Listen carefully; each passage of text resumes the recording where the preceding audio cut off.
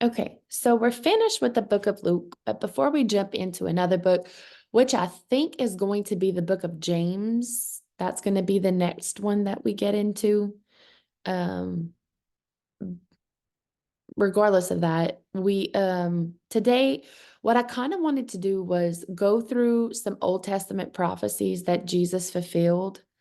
However, once I started like really getting into it, it would require like so much research that I don't want to just like gloss over things.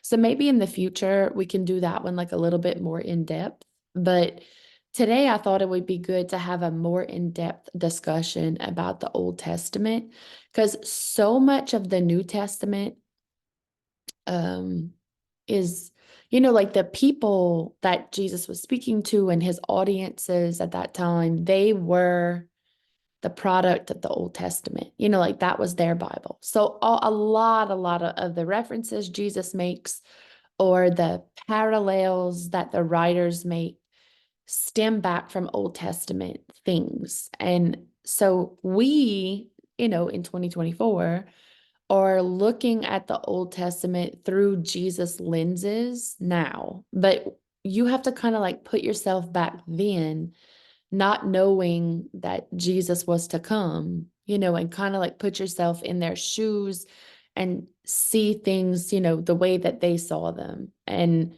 um it's funny because like in going through it, I can totally see myself like before I knew Christ, um the the habits of the Old Testament people were my habits. And it's funny because Jesus was the turning point and then everything was different. And that's the same. So like the journey through the Bible is literally like my religious journey. So it's kind of like interesting the way that is. Um Okay, so we're going to start back like way in the book of Genesis, okay? And we'll kind of gloss through Adam and Eve, but we'll kind of focus on like Abram and his family, okay?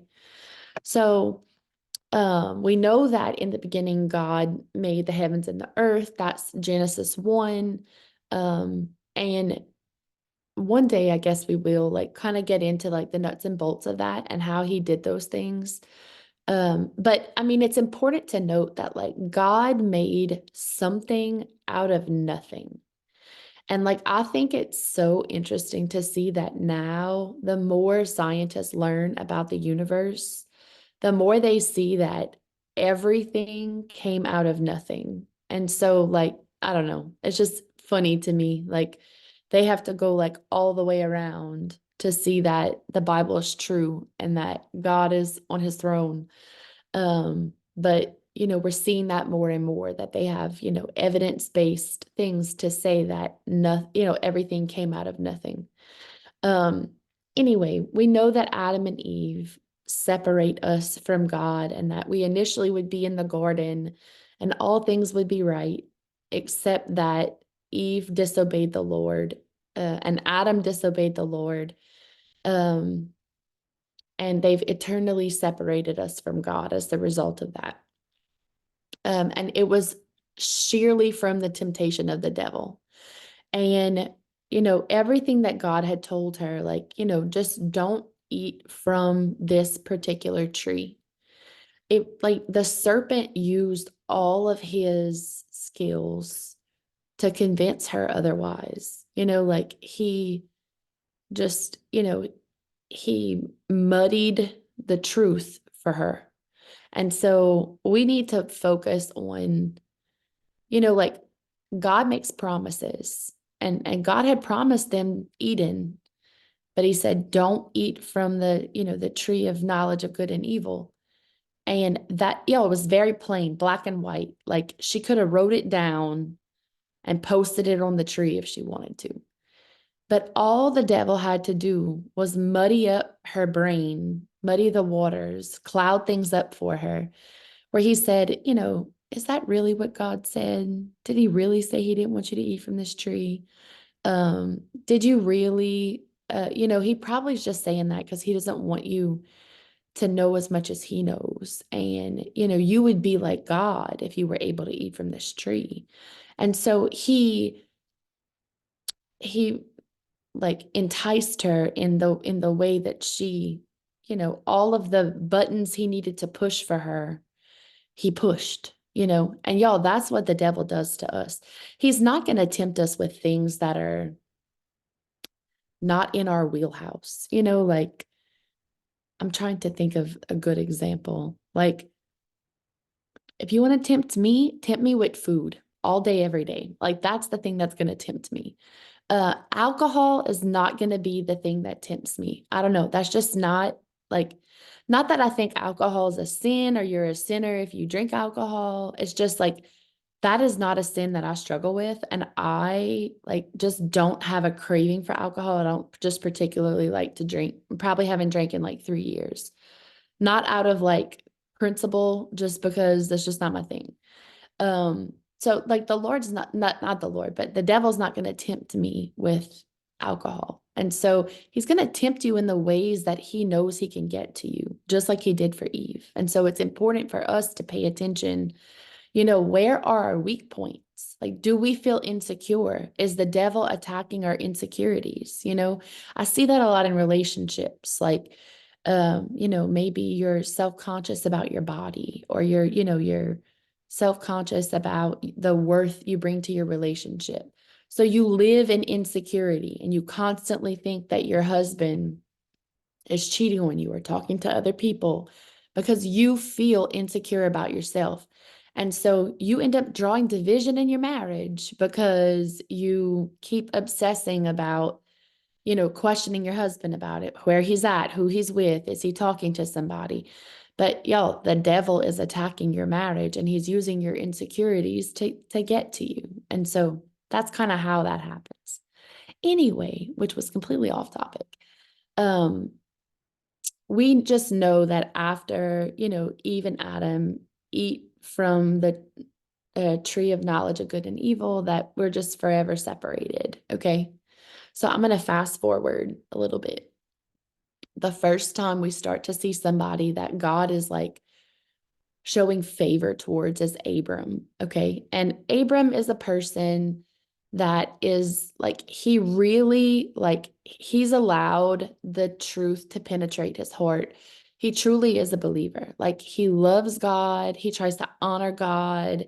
The Lord calls him his friend. It's kind of rare in the Old Testament that we find somebody that God's like putting his seal of approval on, because they all were like just so wild. And so he's an important person to look at. And I love that Abram is a man who failed. He failed even after God called him his friend. Okay. And that's important for us to know that we are never outside of God's faithfulness to us. Like, even despite our failures, he still is good to us and he still loves us.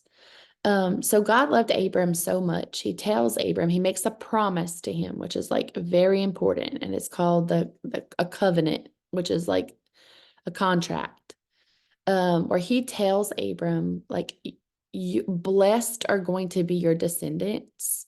There'll be as plentiful as the stars in the sky and the grains of sand on the beach. And he says, like, you like the world will be saved through your lineage, pretty much, and that your descendants are going to be God's chosen people. And so God tells Abram this at a time where he's like 80 years old and his wife's like 78, like they're super old. They have no kids. And he's like, okay, God, like, I believe you, but the facts are not supporting your promise.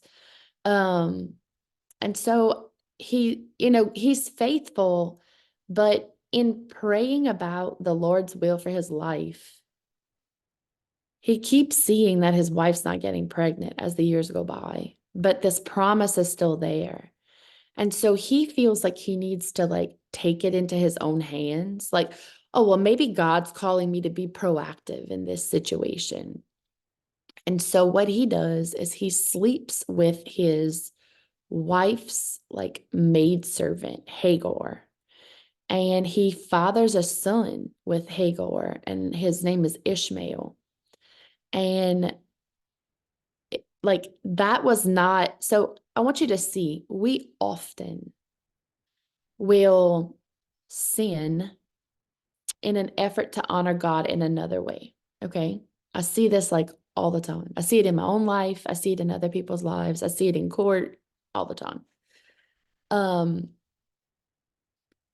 He had an adulterous, encounter with a woman in an effort to fulfill God's prophecy for his life. And y'all, like, missing the point. It's easy for us to see that because, hindsight's 2020.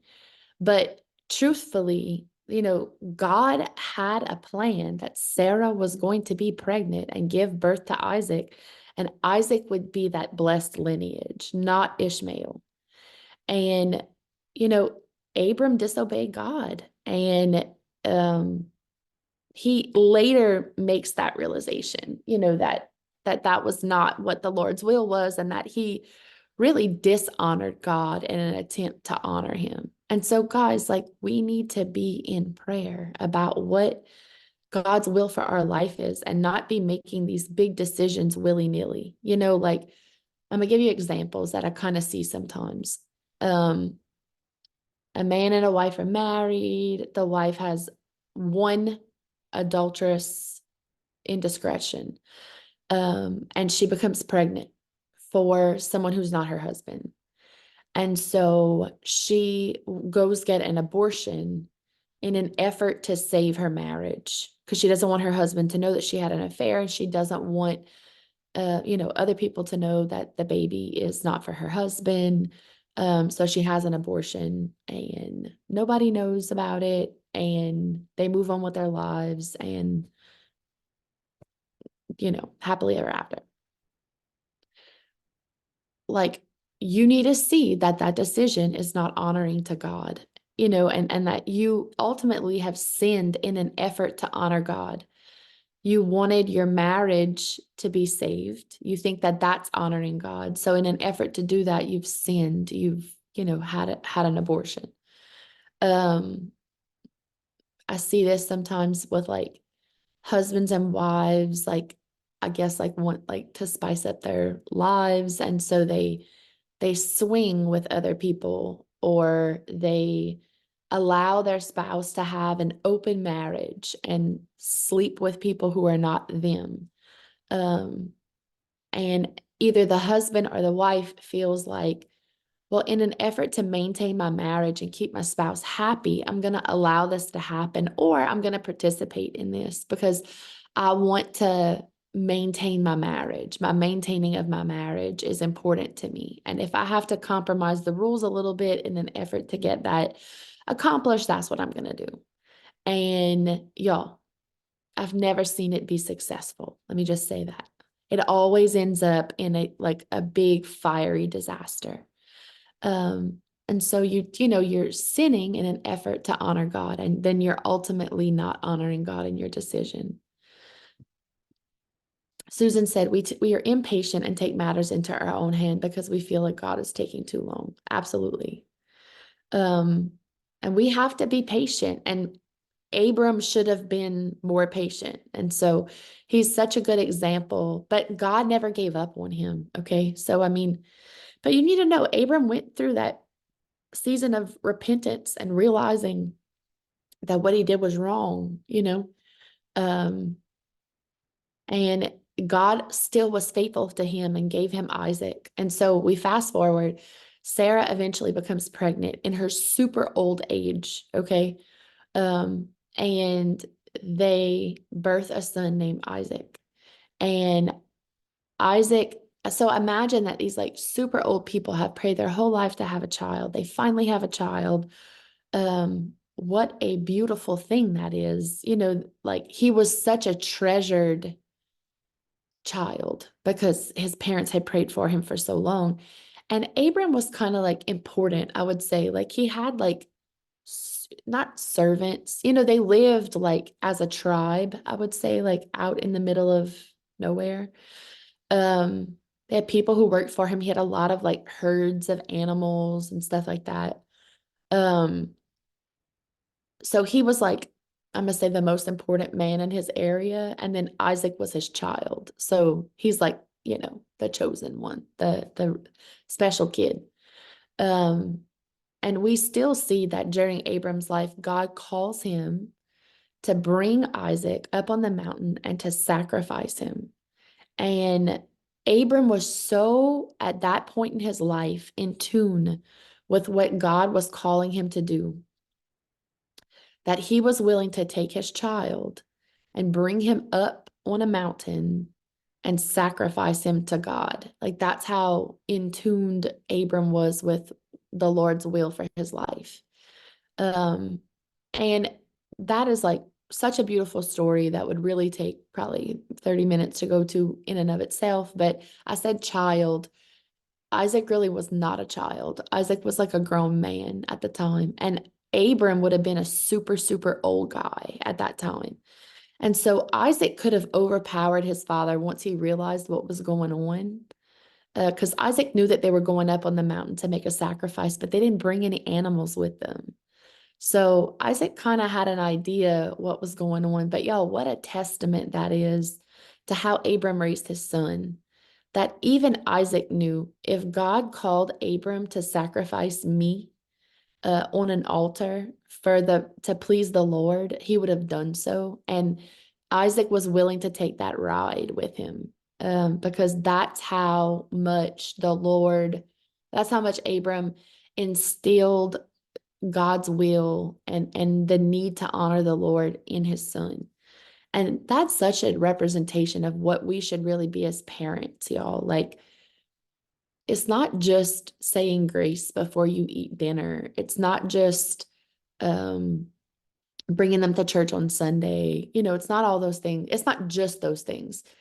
It's like trying to honor God in every decision and conversation and encounter that we have because our children are watching us. And if God is important to us, then he's going to be important to them. And like I was thinking last night, and I'm not patting myself on the back, but like I love that my kids do this. Hugh Michael's in this stage, and I don't know if it's like a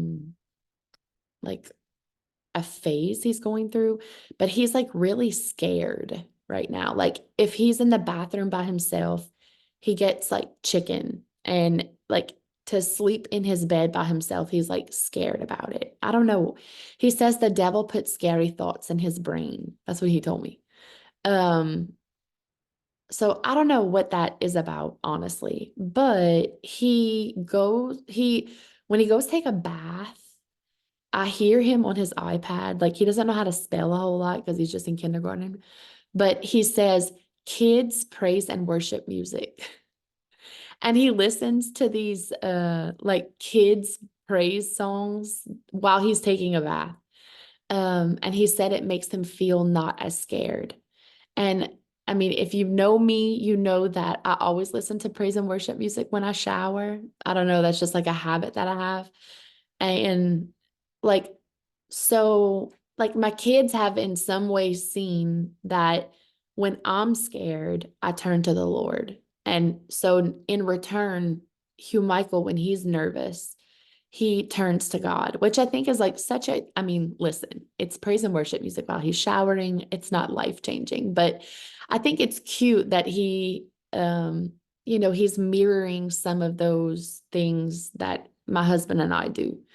Um, they also mirror a lot of things that we do that are not God honoring. So don't even, it's like 2 steps forward, 3 steps back. Yeah. So that's how much, Abram had instilled good values in his son. Um, so we know the end of that story, that ultimately when God sees that Abram really would sacrifice his only child um, to honor God, that he offers a ram that is caught in the brush, and they end up sacrificing that ram instead of his only child. And we see that Jesus becomes that sacrificial ram for us in the New Testament. Um, so I'm gonna fast forward a little bit. Isaac eventually has a son named Jacob. Okay. And Jacob has 12 sons. His poor wife, that's what I have to say, had 12 sons, which are what we refer to as the 12 tribes of Israel. Okay. Jacob's name was Jacob, but they also called him Israel. Like that was another name he had. And so when we talk about the Israelites, the Jews, Israel as a whole, they are descendants of Jacob. So the 12 tribes or his 12 sons. And to kind of, I guess, fast forward through that story, there's no way we'll get through all of it today. But he has these 12 sons, but Joseph is his favorite. Okay. And so he doesn't make it a secret. He lets them all know how much he loves Joseph. And as a result of that, all of the brothers plot to kill him or have him kidnapped. So what they do is they tell the father that he fell in a well, I believe, and he died. But ultimately what had happened is that they sold him into like slavery. So they lied to their dad and they told the dad they had like taken blood from an animal and it showed like the father had given Jacob had given Joseph like a special cloak or something like that, like I'm gonna say a jacket. Um, and they had like all gone out and they come back without Joseph and they put like blood on the jacket or something like that to show the father that he had died. But really, he was like sold into slavery and he was brought to Egypt. Right. Susan said the coat of many colors. Um, so he gets sold into slavery in Egypt and he's in Egypt and he is in prison. So just to follow the lineage, you have Abram, Isaac, Isaac's sons, Jacob. Jacob has the 12. Joseph's one of the 12. Okay. And he is in Egypt now in prison. The Pharaoh was having these like weird dreams. And back then they were like really into like magic and stuff like that, like sorcery. They really like wanted to know people who could like fortune tell and all that kind of stuff. Well, God had given Joseph the gift of dream interpretation. And so he's removed from prison and he's brought to the Pharaoh, like the person in charge. And Joseph interprets a dream for him.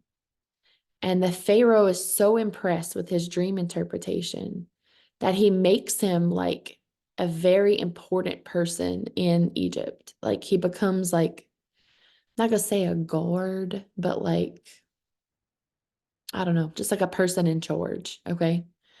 And the dream that's interpreted is something along the lines of there's going to be a great famine coming up. So you need to save food now and stock up because when the great famine comes, you're going to have, plenty and you'll be able to help the people survive during this time when everybody else who's not in Egypt is going to be suffering. And so um that's how Joseph like helps out the Pharaoh. And so in turn, the Pharaoh helps out Joseph and takes him out of prison and makes him this like important military guy. Um, so when the great famine comes, Joseph's brothers from wherever they were living have to come into Egypt. So the 12 tribes of Israel come into Egypt because of the famine. And now they're in Egypt, and Joseph reveals himself to them and says, like, I'm your brother. And they're like, oh, yeah, sorry about that.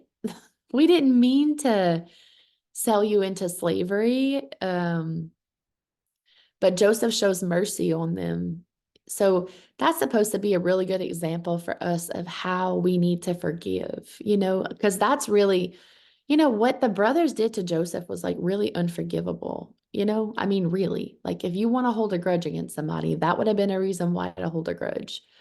Um, but he has mercy on them anyway. Like he loves his brothers despite what they've done to him, which is such an example of how we should be really treating one another because that's how God treats us. Like, how many times have we let him down? Like, how many times? Like, I let him down daily. Like, Lord, help me, like every single day of the week. And so we see that he forgave his brothers, and so we should all be forgiving of one another, Um, let me see where that. Well, eventually Jacob finds out that his son's still alive and he's so happy, like he's super pumped about it. But um that's how the Israelites end up in Egypt. Okay. Then we get into like Moses, which honestly would take a whole nother day for us to go through. So we might stop there. Maybe Monday I'll finish that and y'all, you kind of know the story. The Israelites are enslaved in Egypt, and God sends Moses from the desert to come and come and save them from slavery and free them and bring them to the promised land, which was part of that initial covenant that God made with Abram, was that, his people would be the God's chosen people and that they eventually would inherit the promised land. Um, and yeah, so you've got like maybe like a third of the Old Testament um, this morning. So what I'll do is kind of stop right here. I'm going to stop the recording. No Bible study on Fridays. So we will catch each other again on Monday morning. So y'all have a good day.